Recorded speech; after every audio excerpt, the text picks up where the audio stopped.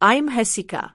Standing in the cold, empty house that was once filled with so much false pretense, I finally feel a warmth I've never known before. The silence is deafening, and the memories of what just transpired are still fresh in my mind. It all started when I received a call from my father, Henry. He told me we needed to go to my grandfather's estate in the Adirondacks for a weekend to inventory the assets. Little did I know it was a trap. When I arrived, the estate was buried under a thick layer of snow. The roads were blocked, and the power lines were down. The only sound was the low hum of the generator in the basement. My father, Henry, was pacing the room, a glass of whiskey in his hand. He looked haggard, older than his 55 years. "Sign this waiver, Jessica," he said, his voice desperate. "We can't wait for probate. We need to sell the estate now." I looked at the document. It was a release form that would give up my right to contest any sale of the property. "Why the rush, Dad?" I asked, my back against the wall. "Because we don't have time," my brother, Jake, shouted from the corner.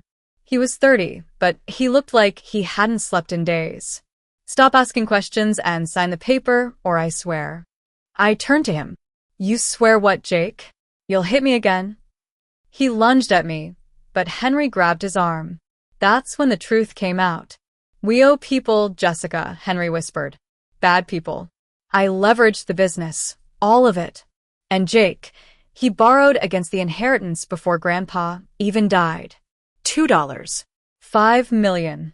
If we don't have it by Tuesday, they're going to kill us."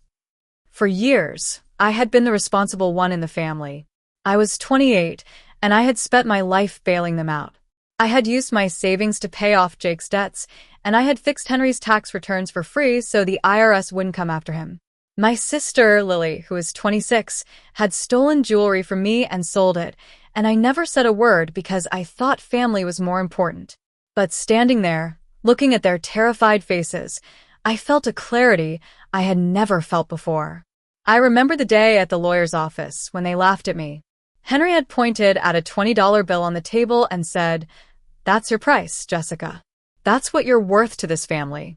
I had noticed a red circle around the serial number on the bill. Grandpa, who was a shrewd and secretive man, didn't make mistakes or play pranks. I knew it was a code. I had picked up the bill and put it in my pocket. "Now," I said to them, "you can't sell what you don't own." I walked towards the basement door. Jake tried to block me, but I pushed past him. "The money is downstairs." Grandpa showed me. The greed in their eyes was palpable. They followed me down the narrow wooden stairs. The air was cold and damp, and the smell of diesel filled my nostrils. At the bottom, there was an old oak shelving unit. I reached under the bottom shelf and pulled a release latch. The unit swung open, revealing a massive steel door with a digital keypad. Henry rushed forward and tried to open the door, but it was locked. "What's the code?" he shouted, punching random numbers into the keypad. "Stop," I said. "You'll trigger the lockout." "Then open it," Jake yelled. I reached into my pocket and pulled out the crumpled $20 bill. "You thought this was a joke?" Grandpa didn't speak in jokes. He spoke in numbers. I looked at the serial number, the 8 digits circled in red ink. I entered the code, and the door opened with a heavy thunk. They rushed into the room, expecting to find stacks of cash and gold bars.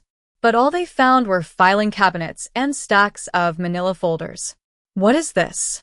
Henry whispered, his voice trembling. "It's right there, Dad. You're looking at it," I said. Jake grabbed a stack of files and threw them on the floor. "This is trash. It's just receipts." "Read them, Jake," I said calmly. "Read the names." He froze when he saw his name on a document. "This is my marker." "How did he get this?" "Joey sold his bad debt portfolio 3 years ago. Grandpa bought it through a shell company. He paid 10 cents on the dollar," I explained. Lily had picked up a small red notebook. She opened it and collapsed to the floor. "The pawn shop. The jewelry. He bought it all back." Henry was holding a thick document. I knew it was the deed to the house and the lien on his failing business. Stamped on every page was the word "purchased." Grandpa had bought all their debts. He had known they would squander any inheritance, so he had invested in their mistakes.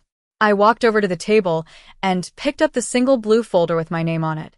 Inside was an irrevocable option contract. The purchase price was $20. Henry laughed. This is ridiculous.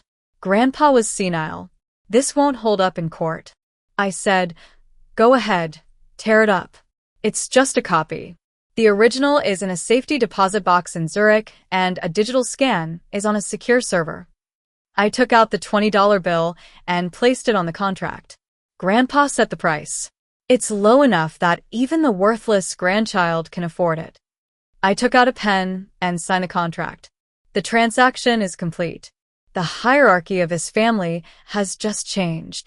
I told them they had until dawn to leave all the properties. Jake lunged at me with an iron poker, but I held up my phone. You're live. Miss a check, in, and all the evidence goes to the authorities. He froze and the poker fell. I left the house, leaving them behind in their own mess. Sometimes, the cheapest thing you can buy is your freedom.